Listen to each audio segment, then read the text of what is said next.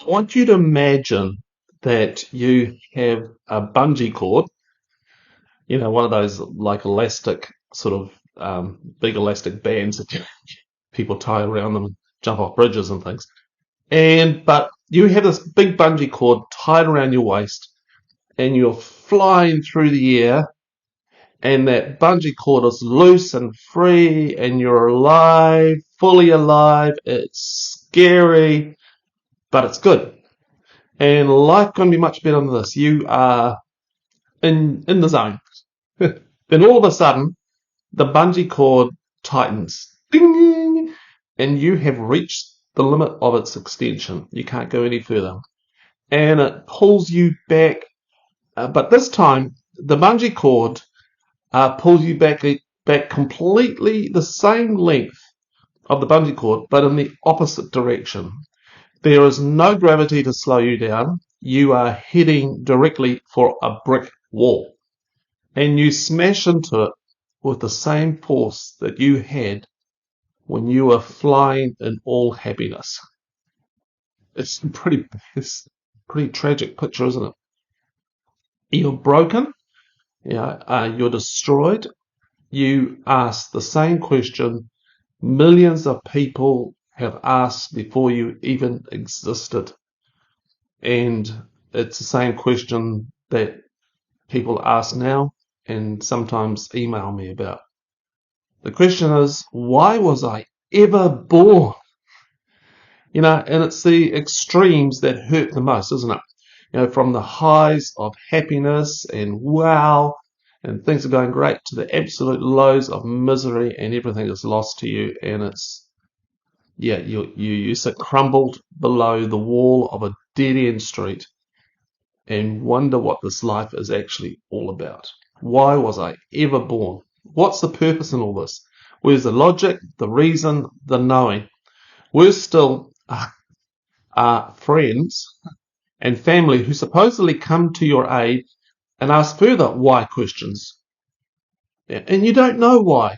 You can't even offer any explanation, though they demand you do. So then they draw their own conclusions and begin to shoot the dying body. They shoot you. Yeah, you should have done this. You did that. You should have done this. And they shoot with a big machine gun. Why do we shoot our wounded? Well, I think it's because we don't like their story. It makes us uncomfortable. And life is meant to have order, peace, and harmony. Not ditch dwelling dehumanization like a man beaten up and left to die on the side of the road. No, that's not in the normal life playbook. So we don't like that, so we shoot the wounded. We don't want to know them.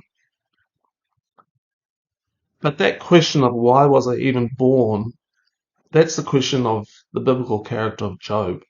And he says this, why didn't I die at birth? My first breath out of the womb, my last. Why were there arms to rock me and breasts for me to drink from? I could be resting in peace right now, asleep forever, feeling no pain, in the company of kings and statesmen in their royal ruins, or with princes resplendent in their gold and silver tombs. No, there wasn't a yet, but why wasn't I stillborn and buried with all the babies who never saw light, where the wicked no longer trouble anyone, and bone-weary people get a long-deserved rest? Prisoners sleep undisturbed, never again to wake up to the bark of the guards. And the small and the great are equals in that place, and slaves are free from their masters. That's Job 3:11-19. And that's the question that hits us when we have known the extremes of completeness, but now we sit in a dark hole of brokenness. And to make things worse, we feel that God is absent from our cry. We wonder if God exists at all. This is pain. It may not be physical pain, simply anesthetized by some medication, but this is soul pain, emotional pain, which can drive you to the point of wanting to end your life. pain that we dull with addictions. And I wonder what's your go-to pain relief. Um, the question is, why was I ever born? Was I born for some cosmic chess match and I'm like a pawn to be kicked around square to square? Who is in charge here? Is God truly in control? Is God good? If God is good, then what is God good for? That's a little reference to a quote from Larry Crabb. And we limp from day to day, scratching crumbs of hope from wherever we can find them. And I found this quote: Job may wish he had not been born, but neither will he take his own life. Thus pain is the only option. Gordon DeFee and Douglas Stewart. There is someone else in the dark hole. You are not alone. And it's not someone to offer you false comfort. Another biblical character moans from a dark corner of the ditch. It's Jeremiah, and he says, Yet I curse the day I was born. May no one celebrate the day of my birth. No birthdays for Jeremiah. I curse the messenger who told my father, Good news, you have a son. Let that him, being the messenger, be destroyed like the cities of old that the Lord overthrew without mercy. Terrify him day long with battle shouts, because he did not kill me at birth. Oh, that I died in my mother's womb, that her body had been my grave. Why was I ever born? My entire life has been filled with trouble, sorrow, and shame. That's Jeremiah 20. It's a dark hole, and dark holes can swallow you up so much that the brain thinks that that is all there is. You are lost in the completeness of black. Again, I want to say you're not alone. I want to sit with you. I offer no wisdom other than my presence. And I wonder if that is what Jeremiah would say to Job. I wonder if that's what Job would say to Jeremiah. Please, no trite answers. Don't quote scriptures. Don't add misery on top of pain. Just be there and hold me. Job and Jeremiah went through this dark place and emerged changed from the inside out. It's a dark place. It's a place, but there is a pinhole to be taken through. Jesus describes this as a narrow path, a crushing path that takes you between huge boulders where you have to shed every attachment that you have had to what you think life is meant to be like. It's a Calvary walk with a man who carried a cross from his crucifixion. Actually, I wonder if Jesus thought, why was I born? Yeah, he knew perfect, complete life. Yet Jesus chose to be born to die to live. I think the depth of the question of why was I ever born was laid heavy on his soul in the Garden of Gethsemane. In this dark hole, he asked his closest friends to sit with him. And this is the reference. Jesus went with him to a garden called Gethsemane and told his disciples, Stay here while I go there and pray. Taking along Peter and the two sons of Zebedee, he plunged into an agonizing sorrow. Then he said, This sorrow is crushing my life out. Stay here and keep vigil with me. Going a little ahead, he fell on his face praying, My Father, if there is any way, get me out of this. Please, not what I want. Not what I want. What do you want? But when he came back to his disciples, he found them asleep. He said to Peter, Can't you stick it out with me for a single hour? Stay alert, be in prayer so you don't wander into temptation without even knowing you're in danger. There is part of you that is eager, ready for anything in God, but there is another part that's as lazy as an old dog sleeping by the fire. I love the message. Matthew 26. In the dark hole, which I think Jesus was in, I want someone to keep watch, vigil, and just offer their simple presence against abandonment darkness. I want someone to be there. One of the things that I like to do is I like to do compost heaps, all right? You think, where is he going with this one? And I've got this compost heap here, and it's where all the unwanted and unneeded bits and pieces of garden life rot down and are transformed. So into it goes straw, grass, sticks, eggshells, leaves, and they all go into it and break down under natural processes.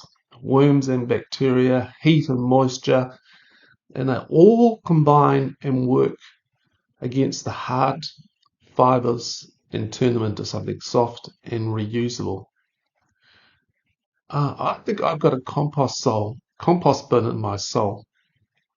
Questions make up the core of it, the big and the little whys. And they all go in there and break down into their raw elements. Then I think God takes the matured compost and grows tomatoes and lettuces to feed the world, which is what this blog is all about. Website. Feeding the world with some truth, hopefully. And something eventually comes out that's good, and something comes out of that puzzlement and the whys. And the book of Job is, I think, it's a 42 chapter compost heap. Strange, smelly, puzzling, full of worms, but ultimately good. And that's what I'm working through. Hey, here's some quotes to consider. What I've learned is that not knowing, and often not even needing to know, are deeper ways of knowing and deeper forms of compassion. Richard Raw. When we think we're absolutely right, we stop seeking new information. To be right is to be certain, and to be certain stops us from being curious. Curiosity and wonder are at the heart of all learning. John Bradshaw. Trouble is inevitable, endurance is necessary. Our high call from God is to trust Him and to trust His heart, a heart filled with love. Nothing can happen to us or in us that He cannot work together for our good. Larry Crabb. God, I know you're good, but what are you good for? Larry Crabb. It is the unrivaled wonder of the gospel of Jesus Christ that no other God has wounds. I'm going to read that again. It is the unrivaled wonder of the gospel of Jesus Christ that no other God has wounds. Os Guinness. A full search into our soul causes life to begin, not end. And then it's as if we've never lived before. Dark nights may go away, but they hold the promise of a bright morning. This world's sunsets become another world's sunrises, and joy comes into sight.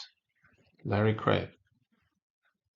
And the final quote, the moment God is figured out with nice neat lines and definitions, we are no longer dealing with God. Rob Bell. Some questions for you to answer. What do your why questions drive you to do? Number 2, what would it be like for someone to sit quietly, vigil with you in your dark hole Garden of Gethsemane? And number 3, why do we shoot our wounded? Oh dear. Hey, I hope you've found this encouraging or helpful or something. Hey, send me an email, barry@turningthepage.co.nz. I'd truly love to hear from my readers and listeners and viewers and form a conversation. And just a big thank you to those people who support Turning the Page by as little as $1 a month. And if you'd like to be that person, just come over to turningthepage.co.nz and you'll find a support or a give drop down button thingamajiggy, and you can support us, and every dollar counts. It really does. Hey, until next time, may you be the person that sits vigil with someone in their dark hole. You don't need to say anything, you just need to be there. Okay, bye.